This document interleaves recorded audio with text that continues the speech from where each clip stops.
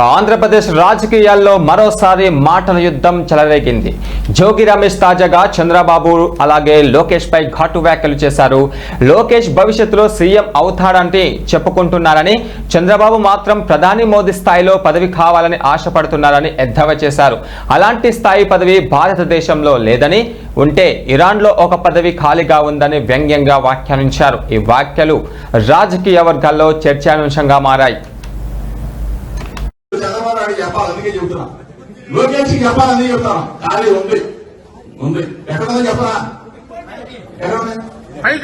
లేదు తప్పు వెళ్ళకూడదు. మోడీ స్థాయి పదవి ఎక్కడుందంటే ఖాళీగా ఇప్పుడు ఇరాన్ లో ఇరాన్ లో ఉంది, ఖాళీ ఉంది. ఇరాన్ లో మాత్రం ఖాళీ ఉంది. చంద్రబాబు నాయుడికి చెప్పాలి, లోకేష్ చెప్పాలి. మీడియా మిత్రులు మీరే చెప్పాలి.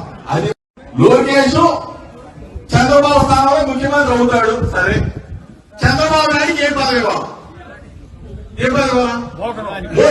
మోడీ